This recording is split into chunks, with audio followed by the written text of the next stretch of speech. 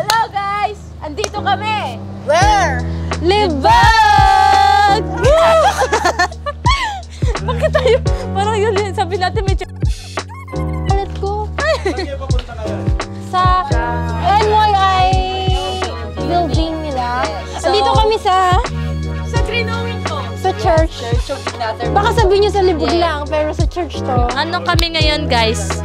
Makikikape kami ngayon, makikikain kami. So, tara, tara. Uy, hindi ko nahihiya kami.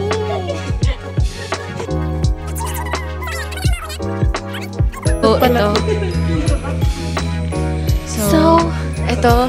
Andito tayo sa NYI building ng mga NYI nila dito. Uy, andito sila. Nakakahiya. So, ito yung mga NYI ng mga Tagalibog Church of the Nazarene. So, yung iba ngayon, i-interviewin natin sila kung kamusta sila. Ganon. Katulad nito. Ito si Ibigay natin Hana. Bakit kuya? Ako po si Kwan. Si Ganda lang. Ganda lang. Kwan, dito lang ako sa batog namin. Charot. Dito sa Libog Church of the Nazarene. So, pasok na kayo dito, guys. Yes! Okay, tour po. Tour. Hey everyone! Ako po si Eunice. Yes, from Libog. Libog Church. From Libog Church. Pakilala mo yung mga kasama mo dito. Go! So, come here, guys. Ipapakilala namin. Ito, first, si Pastor Paulo. Paulo nagkakuan. And next, si Ma'am Wendy. From Thailand. Sawadik ka! And this is Pastor Jocelyn. So, From purple na Thailand din. purple.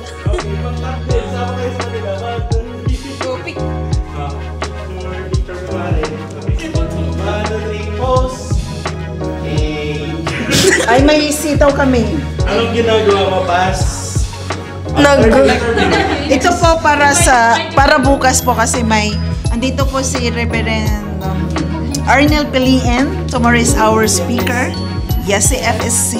So, nandito po siya tomorrow. Ito yung... Parsonage. Parsonage.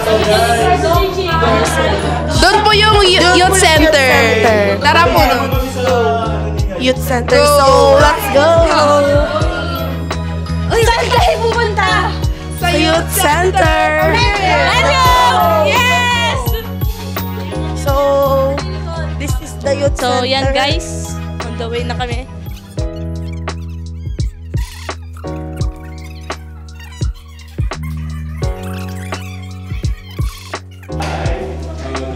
Our first vlog. Yeah. Ito po yung building ninyo. It's dedicated for the NYI. NYI. So, kailan po ito tayo, Pas? Last year lang, we started in July 5. July 5. Kilala ni Pastor eh.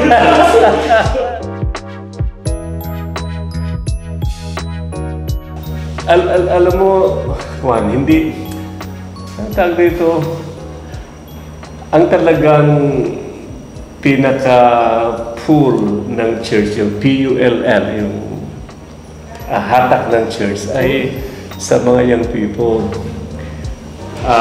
Kung sila ay talagang committed sa Panginoon at nagtatrabaho para sa Panginoon, yung ating mga iglesia, yung ating mga churches, siguro lalago. Hindi siguro, lalago talaga.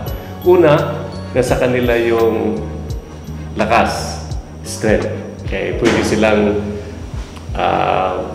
kung saan-saan pupunta, kung anong activity, pwede mo silang gamitin sa lahat ng activity. So, mayroon sa kanila yung strength, yung lakas.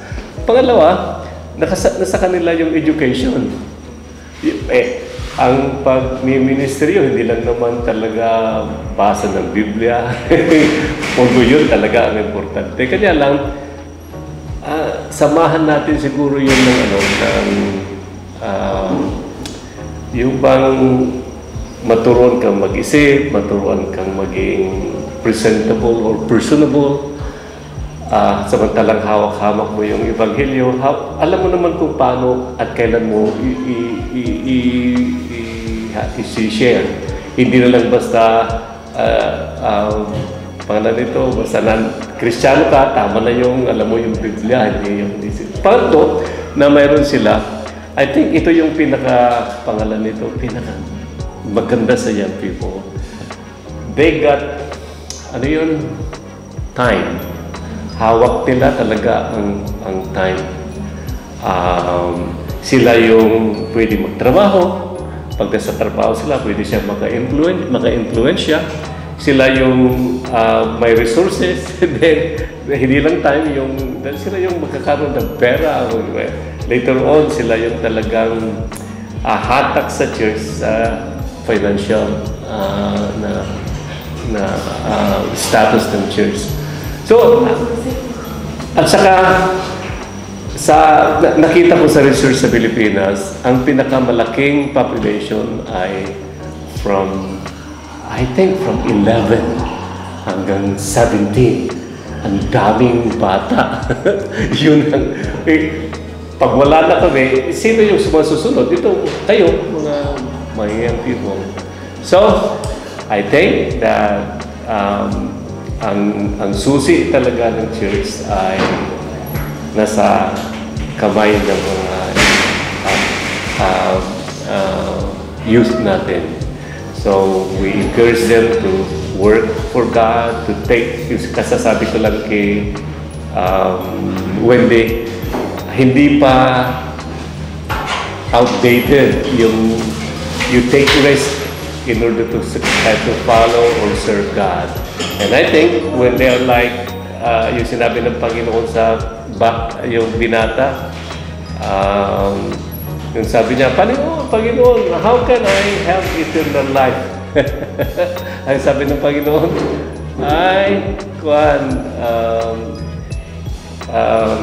uwi ka muna, kwentahin mo kung magkano ang resources mo, lupa mo, pagbili mo. And then come and follow me. Ang sakit nun. Pero I think if they do that,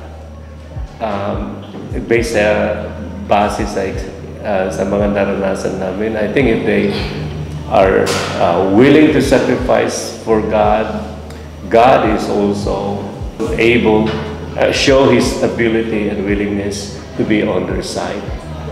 So, praise the Lord for the young people, lalo na yung mga sumasagot, tumutugon sa kagustuhan ng Panginoon o kalooban ng Panginoon. Parang yun lang. Thank you! Thank you po!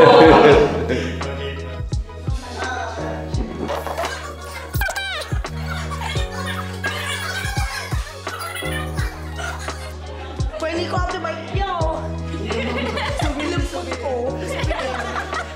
Souvenir.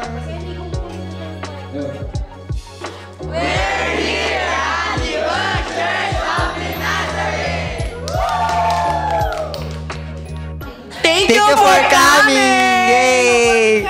Sawanik ka! Salamat sa souvenir. Salamat sa souvenir.